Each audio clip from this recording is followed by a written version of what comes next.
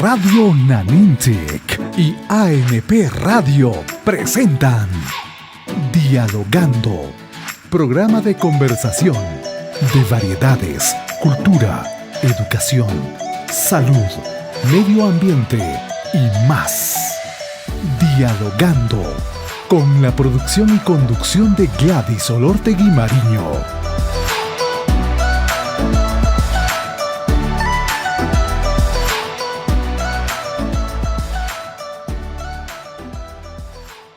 ¿Cómo están, amigos? Bienvenidos al programa Dialogando, a esta segunda etapa. Estamos muy contentas de ingresar nuevamente a cada uno de sus hogares y que la familia de Dialogando siga creciendo. Ya se integra, por ejemplo, el doctor Tomás Gálvez con una secuencia muy importante, gracias a Govisión. Él es oftalmólogo y va a acompañarnos cada sábado con una secuencia. La secuencia de hoy va a hablar sobre la miopía. ¿Es una pandemia mundial o rumbo a una pandemia mundial? Mucha atención y mucho cuidado también respecto a este problema de salud visual que nos va a explicar en su secuencia. También se integran dos destacados jóvenes universitarios a nuestro equipo y van a tener una secuencia de notas y reportajes. Me estoy refiriendo a dos jóvenes, futuros profesionales, colegas, Ángelo Marchena y Stephanie Suaznavar. Bienvenidos al programa. Hoy ellos comparten una interesante nota que nos van a refrescar la memoria en un día como hoy. Y hablando de un día como hoy 22 de agosto, se conmemora el Día del Folclor, el Día Mundial del Folclor. Una fecha para reflexionar de qué estamos haciendo como ciudadanos, una fecha para también llamar a reflexión a las autoridades de este quehacer cultural, por ejemplo, cómo se ha venido promoviendo todo ese trabajo para visibilizar el folclor en la dimensión integral de la palabra, del significado real. Así es que la próxima semana estaremos realizando una nota, un reportaje, gracias a nuestros jóvenes que se integran al programa, sobre el folclor. ¿Qué es el folclor? ¿Cómo miramos al folclor?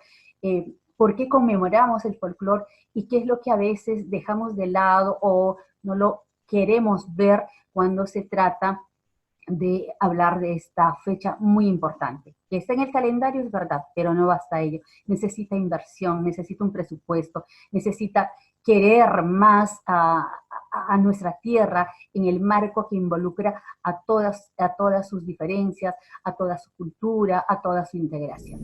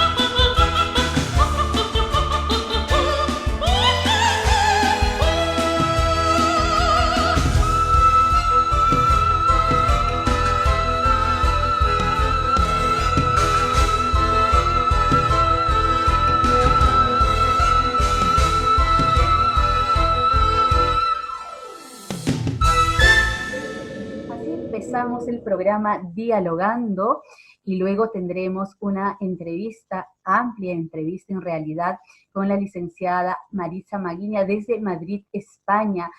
Conversamos sobre la realidad sanitaria de nuestro Perú y la de España, cómo están manejando la pandemia en esa ciudad, cómo nos miran desde esos países nuestros amigos paisanos que radican allá, muy preocupados también por nuestra realidad. Está con nosotros a partir de la fecha el doctor Tomás Gálvez. Él es médico oftalmólogo y va a estar a cargo de la secuencia gracias a Go Visión. ¿Y qué nos trae para el día de hoy en este programa inaugural de la segunda etapa, la miopía epidemia mundial? Doctor Gálvez, muchas gracias por integrarse a este equipo de Dialogando y de hecho va a ser muy importante su presencia cada sábado. Buenos días.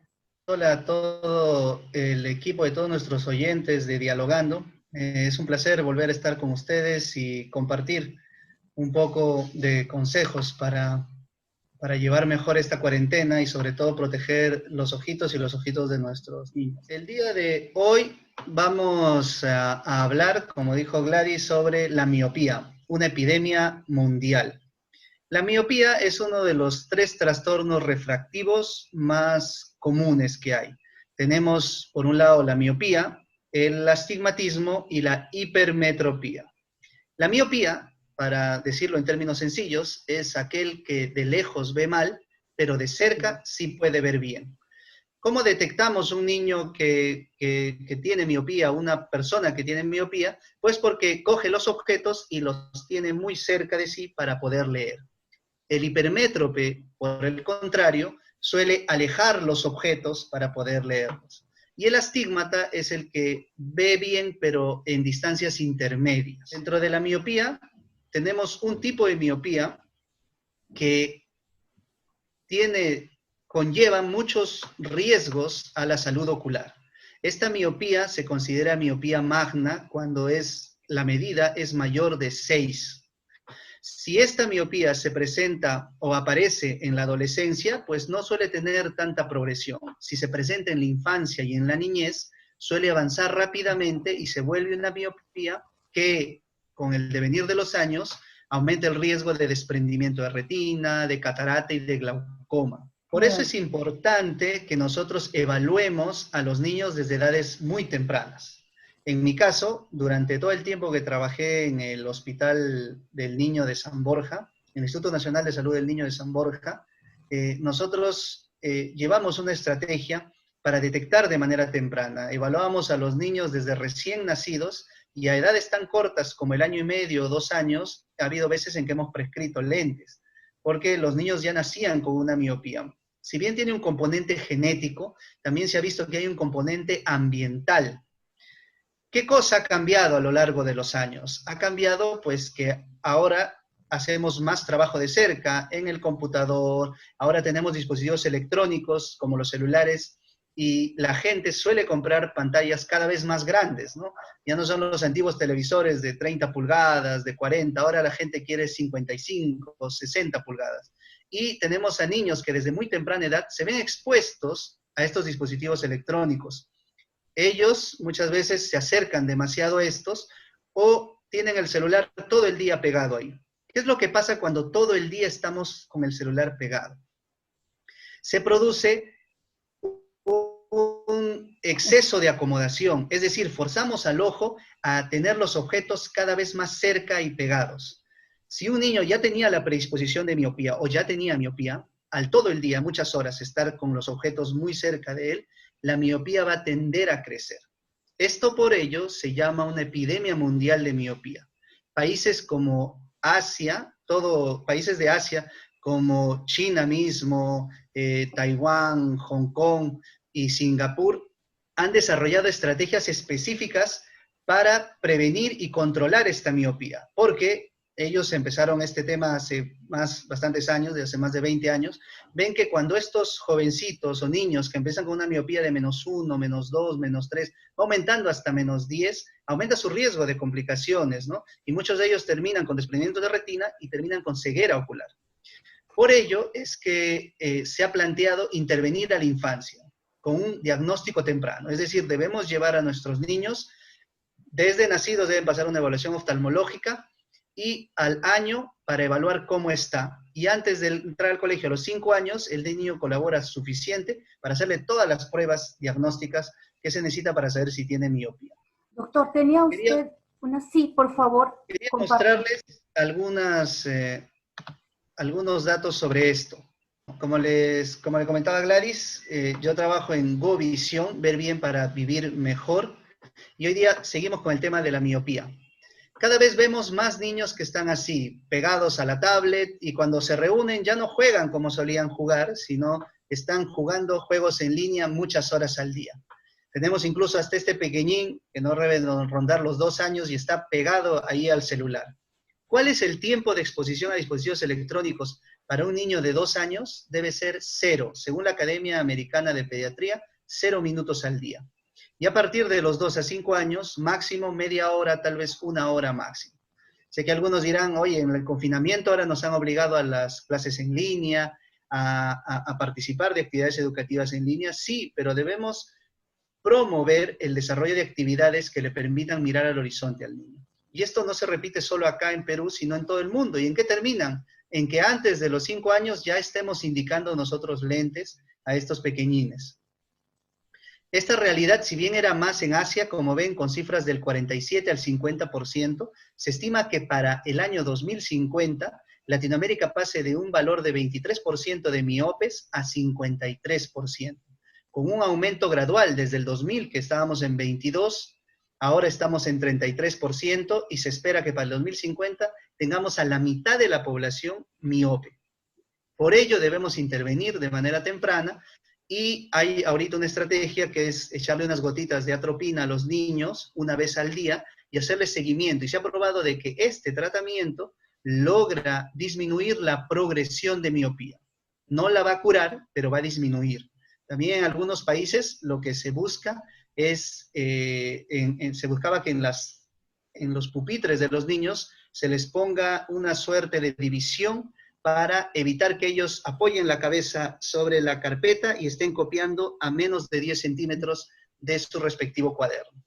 Todas estas estrategias deben ser evaluadas por un profesional del área, que sería un oftalmólogo, y si pueden, ir a consulta con un oftalmólogo pediatra. Yo en mi consulta particularmente veo muchos niños y los trato con miopía y hemos logrado controlar la progresión. Esto es lo que queríamos compartir por ahora. Estamos llanos a sus preguntas, sus consultas a través de las redes sociales de Dialogando, y espero que nos veamos en el siguiente espacio que tengamos para seguir compartiendo consejos sobre la salud ocular.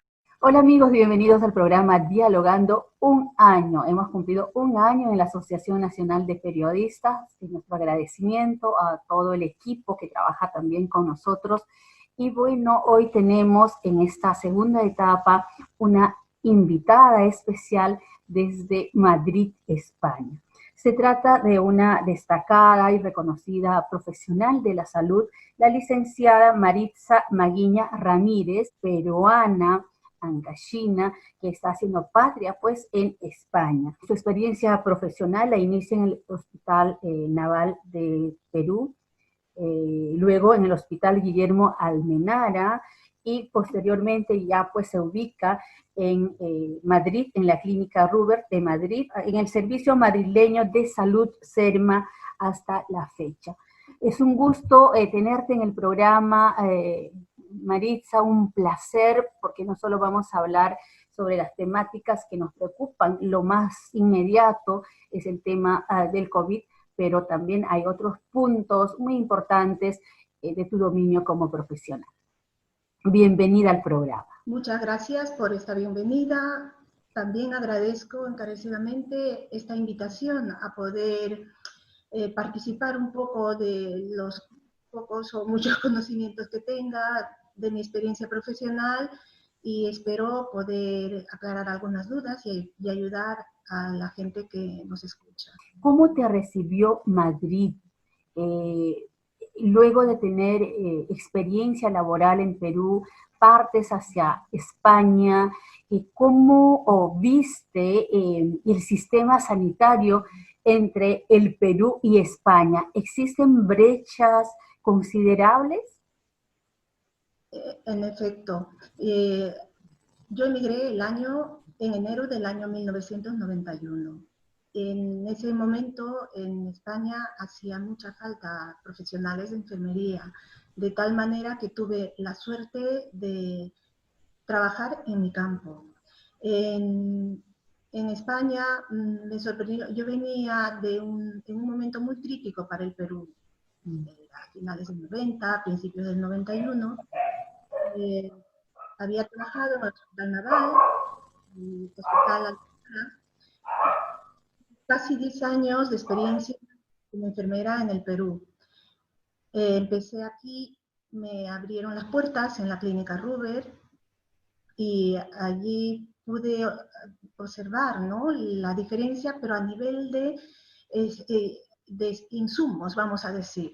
Como profesional no hubo problema porque los estudios eran los mismos, los nombres podrían variar un poco, pero en esencia era lo mismo. El problema era que aquí había bastante para poder trabajar, en cambio en Perú en ese momento faltaba.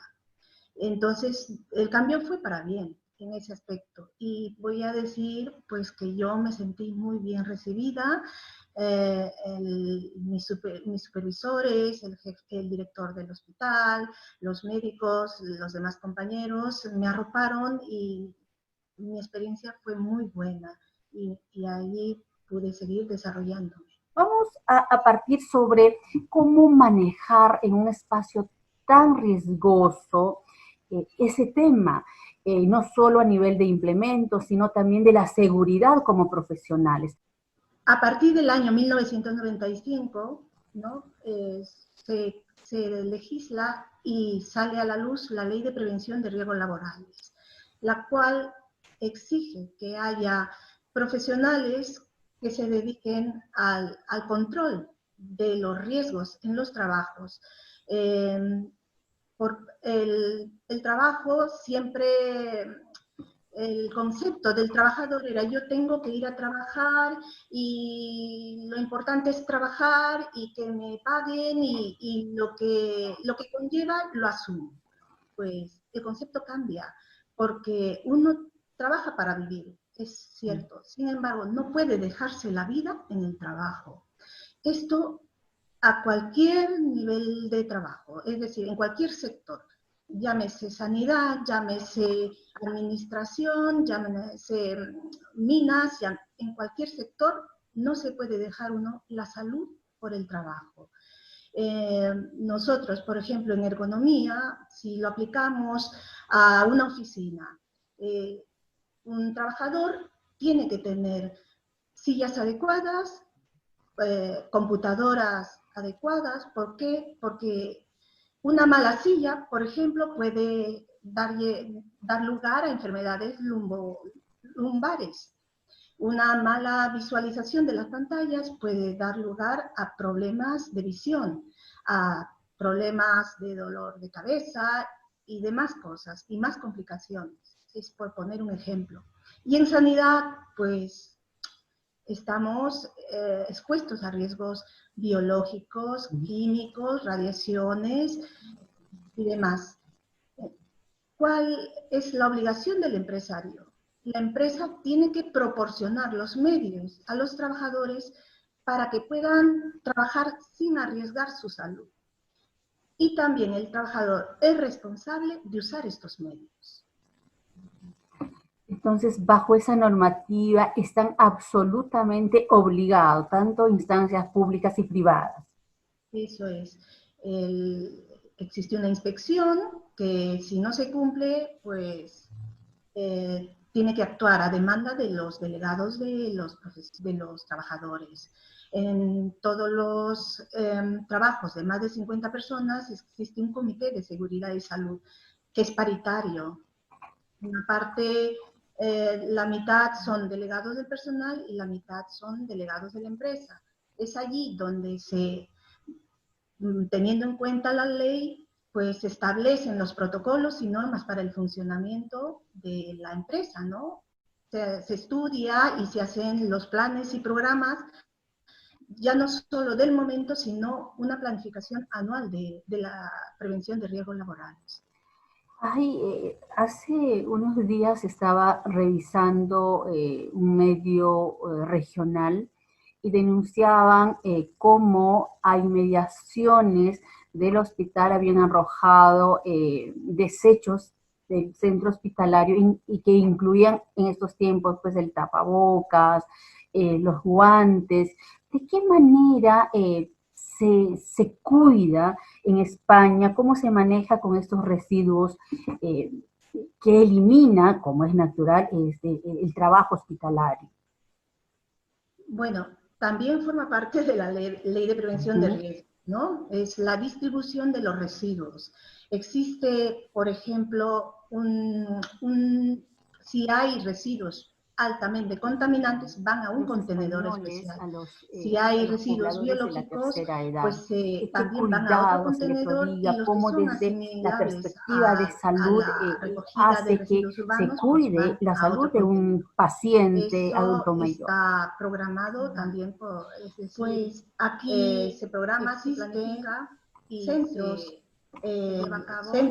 donde pueden ir los adultos mayores a compartir entre ellos, donde se les ejercita tanto intelectualmente, es decir, ejercicios mentales, se les hacen talleres, se les brinda el medio para que puedan interactuar entre ellos, siempre con supervisión de geriatras, de gerocultoras y de personal de asistencia social, ¿no? Entonces, el adulto mayor no está confinado a un rincón de la casa, sino que sale, interactúa y está al día.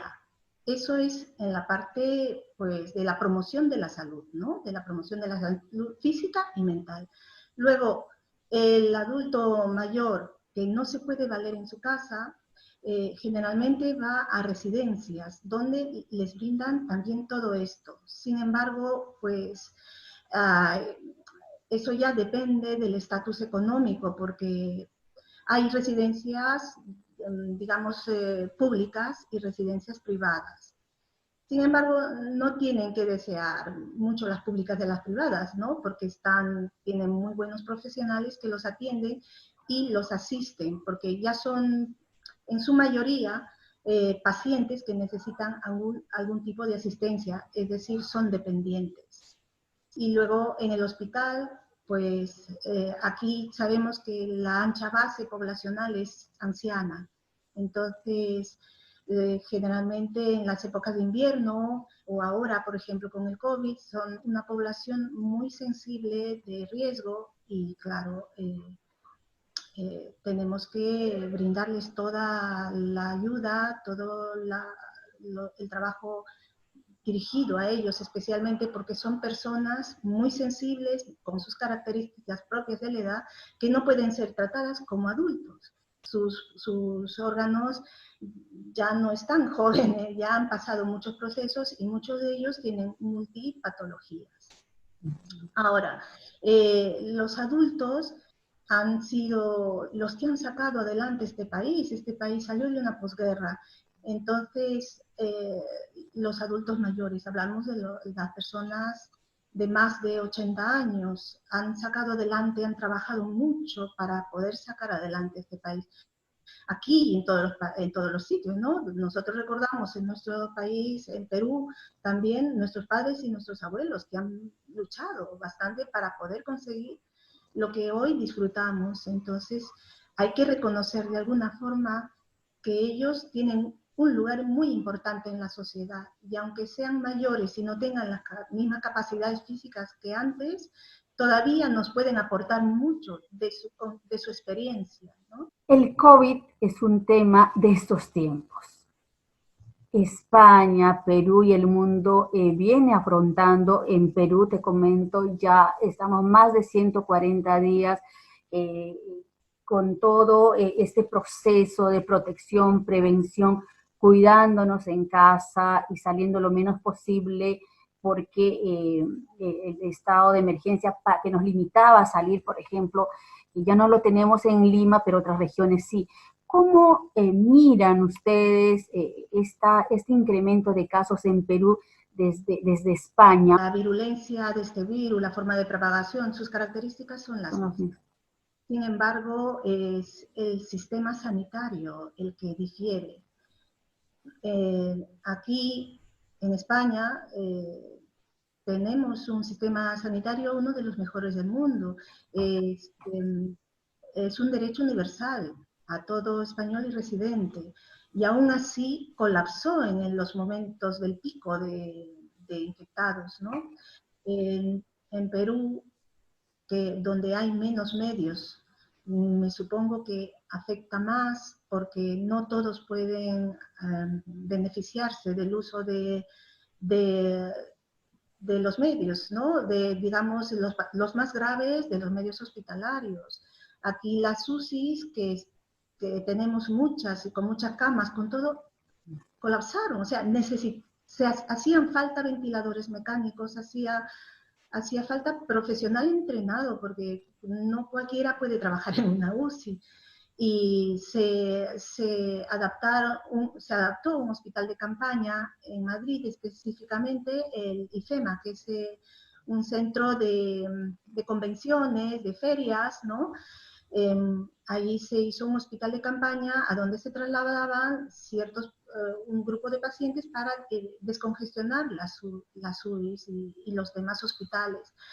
Por otra parte, el Sistema Nacional de Salud, es decir, se decretó que todos los servicios de salud, incluidos privados y públicos, pasaban a disposición del Estado. Es decir, que ya no iban solamente a los hospitales públicos, sino que los pacientes, cualquiera que sea su condición, es decir, aunque no estén asegurados como privados, podían hacer uso de los hospitales privados. Tú has conocido la realidad en Perú. Muchos hospitales no tienen disponibilidad de camas. Hay pacientes que están en los pasillos suplicando, implorando de que se les acomode, se les dé un espacio, pero tampoco el profesional de salud puede hacer nada porque no se cuentan con las camas. Forzar que alguien se mejore y deje libre esa cama para poder acceder, ¿no? Entonces, ¿cómo ves tú ya desde estas diferencias, estas brechas como profesional de la salud, con vocación? ¿Cómo miras al Perú ahora? ¿Qué necesitamos los peruanos? ¿Qué necesitan las autoridades de salud para atender mejor a sus pobladores? Sin salud no hay producción, sin salud no hay nada. Entonces se tiene que mirar la salud. Este es un llamado de atención. Es un llamado de atención para fortalecer el Sistema Nacional de Salud.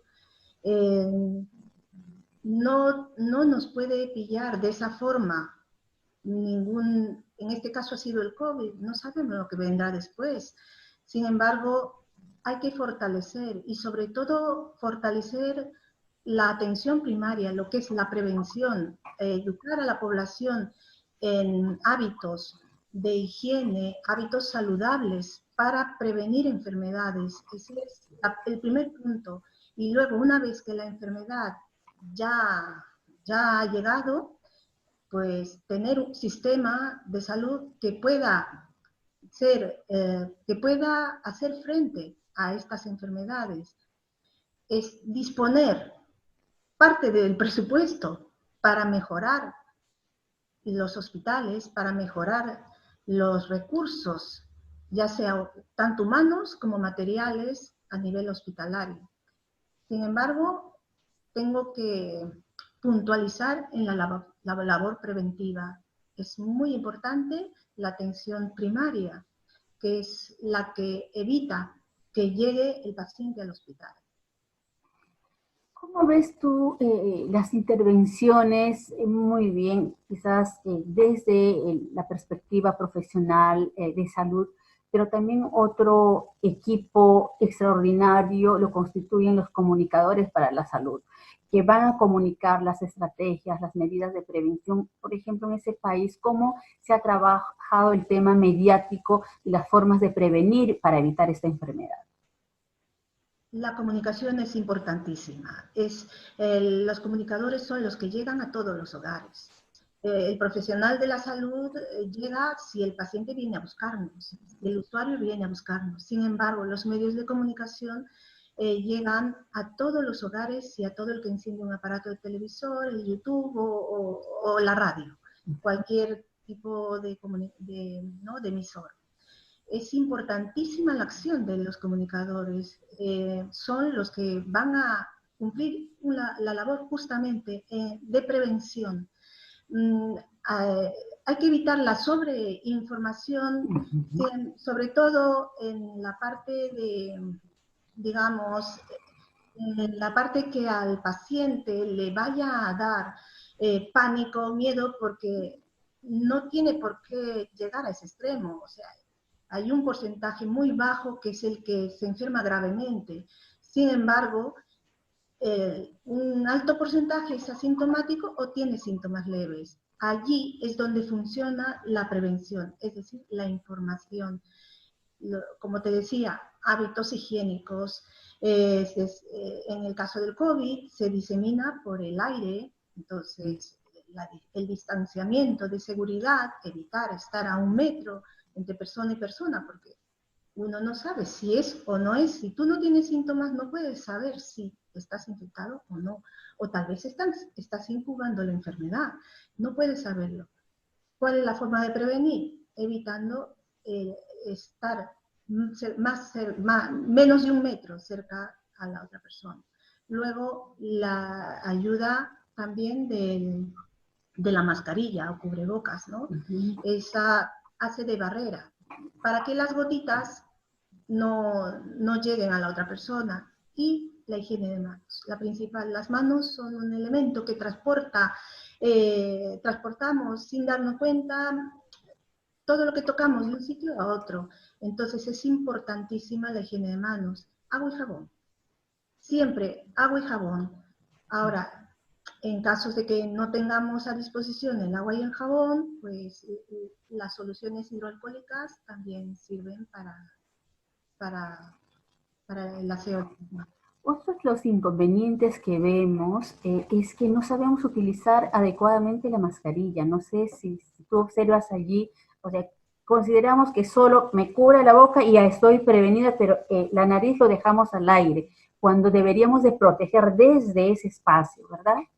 En efecto, todas las vías aéreas pues son la nariz y la boca. Inhalamos, exhalamos. Inhalamos, exhalamos. Entonces hay que cubrir totalmente lo que es la nariz y la boca. Luego, las manos hay que evitar no solo tocar la superficie, sino tocarse la cara. Porque si te tocas el ojo tiene mucosas y también va a ser una puerta de entrada. Por eso es importante evitar tocarse la cara con las manos sucias, ¿no?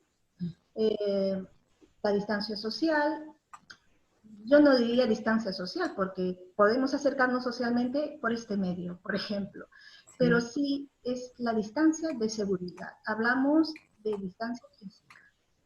Luego, cuando eso son medidas preventivas, aparte una buena alimentación para fortalecer nuestro sistema inmune, porque el sistema inmune es el que nos va a proteger o va a hacer que si cogemos la enfermedad sea menos grave. La alimentación es fundamental también, ¿no? Mantener nuestras defensas quizás adecuadas para alejar de todas maneras esta enfermedad. Hace un tiempo escribí sobre la importancia de lavarse las manos, cómo había generado en los 90, cuando se tuvo que lidiar con el cólera, cambiamos el chip e hicimos que también se posicione en nuestra memoria colectiva la importancia de lavarse las manos.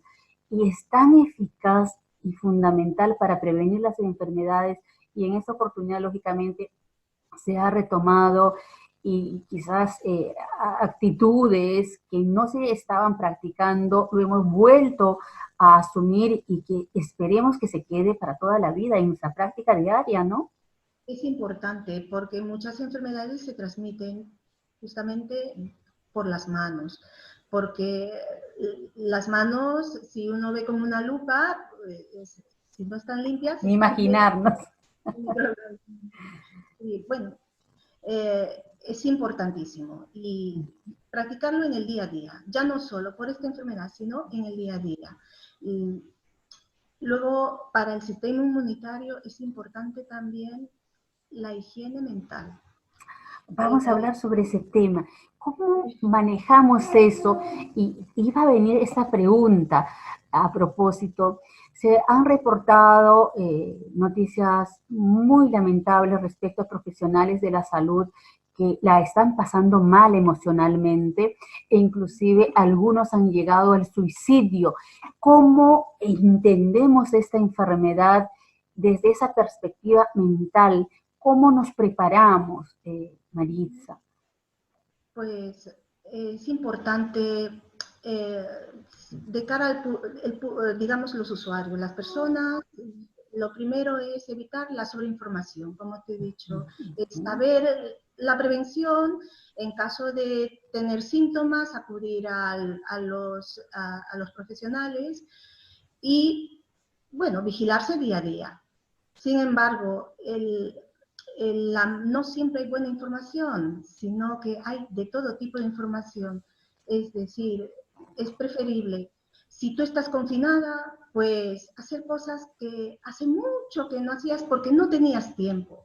Luego, retomar las relaciones familiares, ¿no?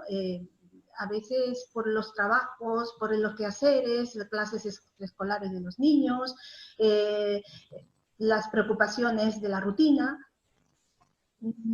hay poca interacción en las familias. Es el momento ahora de recuperar esa interactuación, padres e hijos. Muchos aquí se volvieron a conocer, que hacía mucho Sí. que no se veía, o sea, no hablaban y no sabían de No sus hijos. compartían también, ¿no? Por ejemplo, un almuerzo familiar sin la preocupación del corre-corre, quizás hasta compartir la elaboración de los alimentos. Nos ha No lo cambiado la vida. Eso es importantísimo, compartir, aprender juntos, establecer rutinas en casa, ¿no? Para no dejarnos llevar por los malos pensamientos, vamos a decirlo así. Eso es higiene mental. Establecer rutinas, hacer ejercicios dentro de casa. Si tienes escaleras, subir, bajar escaleras, bailar con tus hijos poniendo la tele, por ejemplo, en YouTube, un baile, algo que les guste a O todos y bailar. ejercicios por ahí, ¿no? También, eso es. Luego la lectura, pintar, dibujar, hacer cosas juntos. Y bueno, mucha gente está teletrabajando. También el teletrabajo pues tiene sus convenientes y sus ventajas y sus desventajas. El teletrabajo hay que seguir trabajando, es importante en esta época, pero también hay que darnos nuestro tiempo para nuestra vida familiar. Sin llegar al estrés, porque en realidad en el teletrabajo se trabaja doble, más que la presencial. No hay horarios, por eso es importante.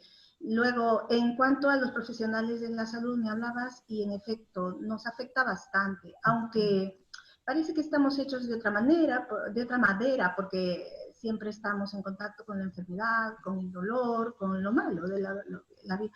Sin embargo, no estábamos preparados para este volumen, para esta impotencia de decir, no llego, no puedo, se me va de las manos. Era todo tan nuevo,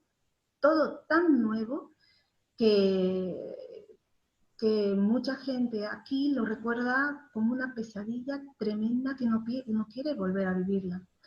Si bien es cierto, ahora está habiendo un rebrote importante, pues se debe sobre todo a los jóvenes que no se han concienciado mucho de que se había superado una fase, sin embargo el virus seguía ahí y que había que actuar con responsabilidad. Han salido, se han reunido juntos, es decir, sin mantener las distancias, sin mantener los cuidados mínimos y luego discotecas y luego conciertos, pero sin tomar medidas, porque sí, puede haber, pero mientras estés con tu mascarilla, guardes tu distancia, ¿por qué no asistir a un concierto? porque aquí se han autorizado conciertos, pero hay evidencia de que hay jóvenes que no han respetado esas distancias. Se autoriza, pero Con responsabilidad, ¿no? Mire, en Perú también estamos muy preocupados por el incremento, el rebrote, no solo en la capital, sino en las regiones del país.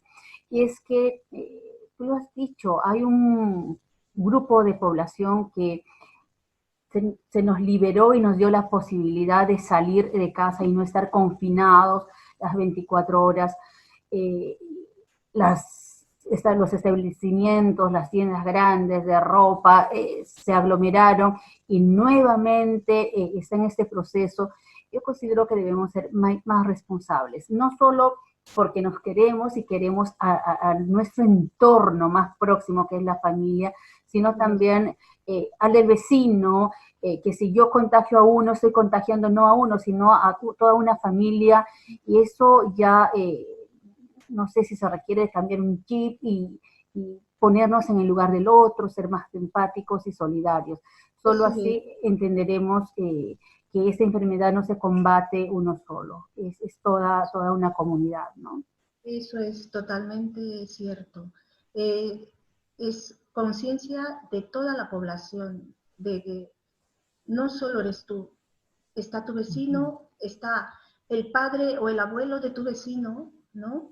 Está tal vez el tío que tiene un proceso oncológico y que sin estar a tu lado va a sufrir de lo que tú lo que hayas transmitido. Hay que tener mucho cuidado, mucha responsabilidad y mucha solidaridad. ¿Alguna recomendación final, Maritza, respecto a este tema o al tema también que hemos hablado, ergonómico, de cómo el hecho de estar bien va a hacer que mi personal produzca mejor, trabaje mejor porque está plenamente con una salud adecuada, tanto emocional y física? Eso tiene que ver también con los resultados en los entornos laborales. Por supuesto, el personal, un trabajador que está bien físicamente porque sus condiciones de trabajo son óptimas, va a rendir mucho más. Eso es así, va a rendir mucho más y no solo rendir mucho más, sino rendir con salud, con alegría y con ganas. Entonces, siempre el saldo va a ser positivo, más que lo que se invierte, va a ser el resultado de tener bien dotados con todos los medios a los trabajadores. Y en todo tipo de trabajo, lo vuelvo a insistir, en todo tipo de trabajo, el trabajador no tiene por qué dejarse su salud, porque la salud física también, no solo la salud física, sino también la salud mental.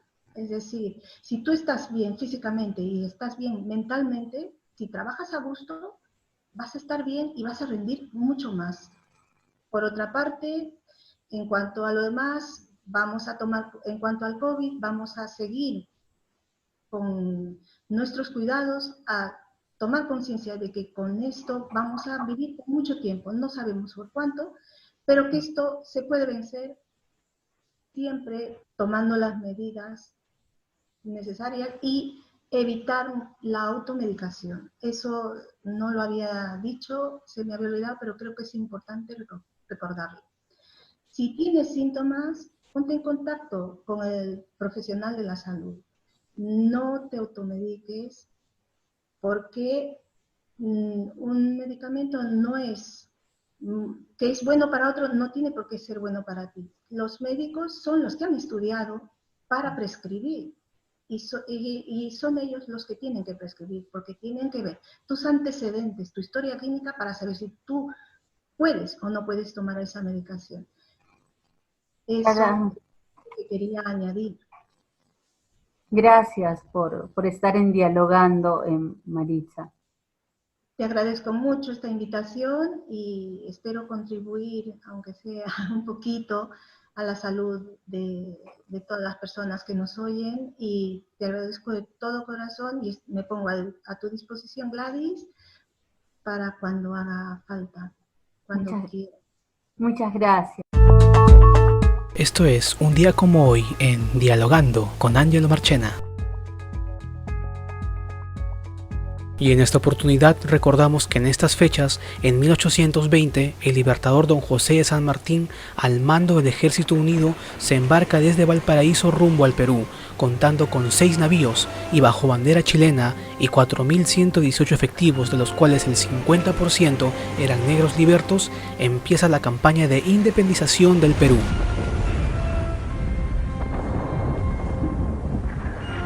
Durante las siguientes semanas se ejecutó el Plan de San Martín, el cual consistía en fingir desembarcos en diversos lugares como Paracas, El Callao y Ancón, para después reagruparse en Huaura, al norte de Lima.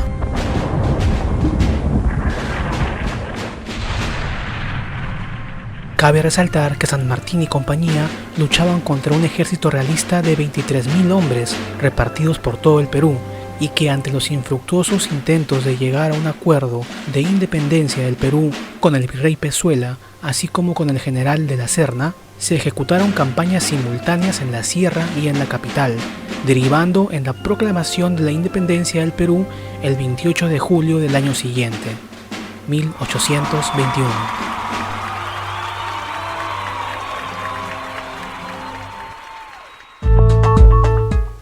Esto fue Un día como hoy en Dialogando con Ángelo Marchena.